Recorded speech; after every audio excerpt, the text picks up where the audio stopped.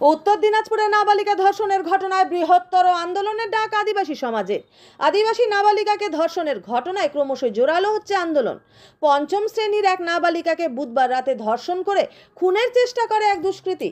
সঙ্গে সঙ্গে নাবালিকাকে Gangarampur super speciality হাসপাতালে ভর্তি করা হয়।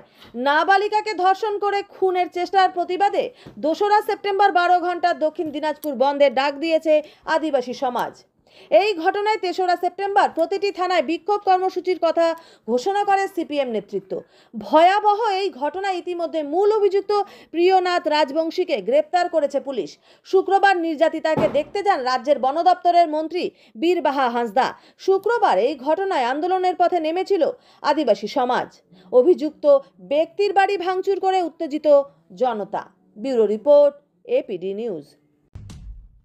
দেখুন, একটাই কথা বলবো, যে করেছে সে মানুষ নামের কলঙ্ক। মানে এর কোনো ভাষা খুঁজে পাচ্ছি না।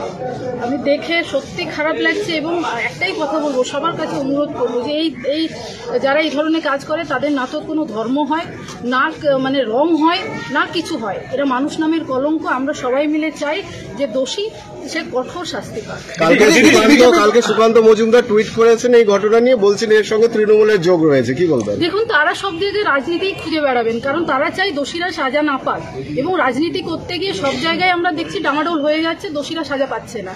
তো আমরা এই জায়গায় মানবিকতার খাতিরে সবাইকে অনুরোধ করেছি এবং আমরা নিজেরা চাই রাজনীতি না হোক, যে দোষী সে কঠোর শাস্তি। কত তাড়াতাড়ি বিচার হবে বলে মনে হয় আপনার? আমরা তো চেষ্টা করছি খুব তাড়াতাড়ি যাতে বিচার হয়। আগামী সোমবারে আদিবাসী সংগঠনের পক্ষ থেকে 12 ঘন্টার বন্ধ রেখেছে দক্ষিণ দিনাজপুরে, কি বলবেন? দেখুন, এটা নিয়ে কিছু বলার নেই। আমি শুধু একটাই কথা বলবো, মেয়েটা তাড়াতাড়ি সুস্থ হয়ে উঠুক, সমাজে সবার সহজার্থে ভালোভাবে জীবন কাটাক এবং আমরা সবাই তাকে সহযোগিতা করব, আমাদের মূল স্রোতে যেন তাড়াতাড়ি ফিরে আসে, এটাই অনুরোধ। গত 2 দিন আগে রাত্রিকালীনের যে ঘটনাটা ঘটেছে অঞ্চলে, আমরা সেই অভিযুক্ত 10 তারিখে যেন উপযুক্ত একটা দৃষ্টান্তমূলক তাকে যেন ফাঁসি দেওয়া হয়, তারই প্রতিবাদে আমরা দেখলাম আপনারা তীর নিয়ে রাস্তায় নেমে পথবরোধ করেছেন।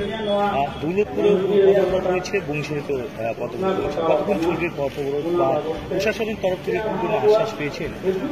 আমাদের এই পথ অবরোধ যতক্ষণ না পর্যন্ত আমাদের আভাস দিচ্ছে দৃষ্টান্তমূলক সে শাস্তি পাবে, সেটা হচ্ছে ফাঁসি, ততক্ষণ পর্যন্ত আমাদের এই তীব্র আন্দোলন, এই ধর্ণা, এই অবরোধ চলবে।